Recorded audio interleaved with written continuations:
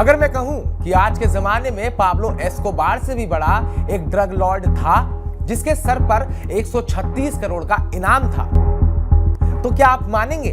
आपको मानना पड़ेगा, क्योंकि यही सच है। पूरा देश जहां सबसे बड़ी ड्रग इंडस्ट्री है, जहां दुनिया भर का ड्रग्स बनता है और फिर पूरी दुनिया भर में सप्लाई होता है, जहां इतिहास के सबसे बड़े ड्रग माफिया हुए, लेकिन आज वो खूबसूरत देश जल रहा है और जलाने वाले हैं एक ड्रग लॉर्ड के साथी जिसका नाम है एल मेंचो, जिसको अब कोलंबियन आर्मी ने मार गिराया है। तो चलिए आज आपको बताते हैं एल मेंचो कौन था, कितना अमीर था और सबसे बड़ी बात, उसकी गर्लफ्रेंड ने उसको कैसे मरवा दिया।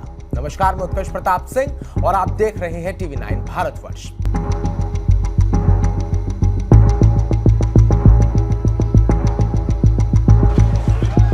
वो कहते हैं ना, प्यार जान भी ले सकता है। ऐसा ही कुछ हुआ है दुनिया के सबसे बड़े ड्रग लॉर्ड एल मेंचो के साथ। एल मेंचो का जन्म 1967 में मेक्सिको के मिचुआकन स्टेट में हुआ था। वो एक गरीब किसान परिवार से था, जहां वो एवोकाडो और नींबू की खेती करता था। लेकिन जल्द ही वो अमेरिका चला गया, जहां उसे ड्रग्स के धंधे में घुसने का मौका मिल गया। 1990 के दशक में वो कैलिफोर्निया में गिरफ्तार हुआ, लेकिन रिहा होने के बाद मेक्सिको वापस लौट आया और CJNG नाम के एक कार्टेल की नींव रखी। ये कार्टेल आज दुनिया का सबसे तेजी से बढ़ता हुआ ऑर्गेनाइजेशन है, जो मेथाम्फेटामाइन यानी कि मेथ, फेंटेनिल, कोकेन और हीरोइन जैसे ड्रग्स अमेरिका और दुनिया भर में सप्लाई करता है। वो इतना चालाक था कि सालों तक पुलिस और आर्मी से छुपता रहा। अमेरिका ने उस पर करीब 150 करोड़ का इनाम रखा था और वो DEA के मोस्ट वांटेड लिस्ट में टॉप पर था। पाब्लो एस्कोबार की तरह वो भी हिंसा से बिल्कुल नहीं डरता था। उसके कार्टेल ने मेक्सिको में हेलीकॉप्टर्स गिराए, रोड्स ब्लॉक किए और हजारों लोगों की जान ले ली। लेकिन ऐसा क्यों कहते हैं कि वो पाब्लो एस्कोबार से भी बड़ा बन गया था? क्योंकि CJNG अब अमेरिका में फेंटेनिल क्राइसिस का मुख्य जिम्मेदार है, जो हर साल लाखों मौतें पैदा कर रहा है। पाब्लो का जमाना कोकेन का था, एल मेंचो का फेंटेनिल का। एल मेंचो की सटीक संपत्ति का पता लगाना तो मुश्किल है, क्योंकि ये सब अवैध तरीके से कमाया गया, ड्रग्स बेचकर, मनी लॉन्ड्रिंग करके और कंपनियों के जरिए छुपकर।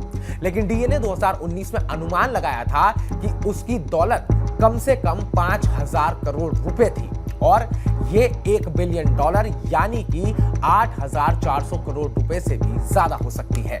कुछ रिपोर्ट्स तो कहती हैं कि CJNG का कुल कारोबार 4 लाख करोड़ रुपयों तक पहुंच चुका था। उसका एक साथी एल तुली हर सैनिक की मौत पर करीब 1 लाख रुपए का इनाम देता था।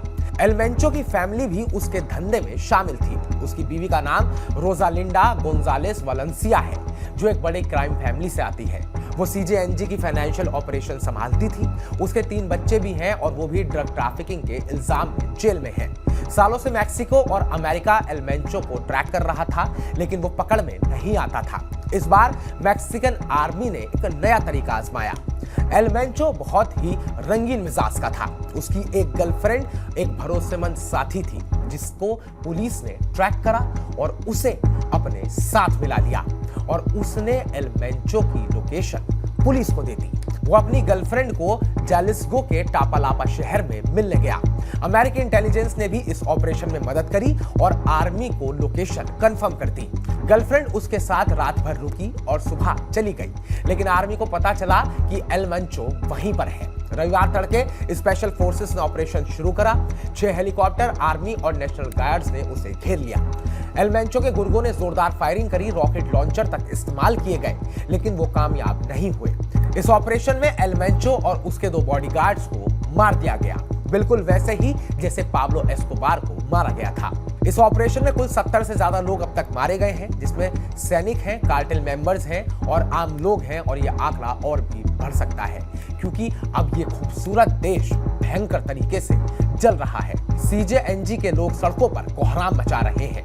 CJNG ने बदला लेने के लिए जालिस्को और मिशोकन में रोड ब्लॉक कर दिए हैं, आग लगाई जा रही है और दुकानों में लूटपाट चल रही है।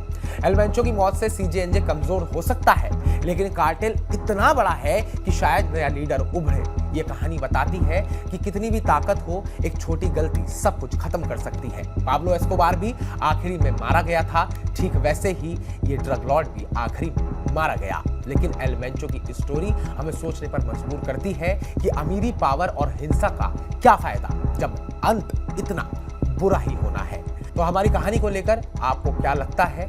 आपके कुछ सवाल हैं तो कमेंट बॉक्स में कमेंट कर हमें जरूर बताइएगा। बाकी ताजा अपडेट्स पाने के लिए TV9 भारतवर्ष को सब्सक्राइब कीजिएगा।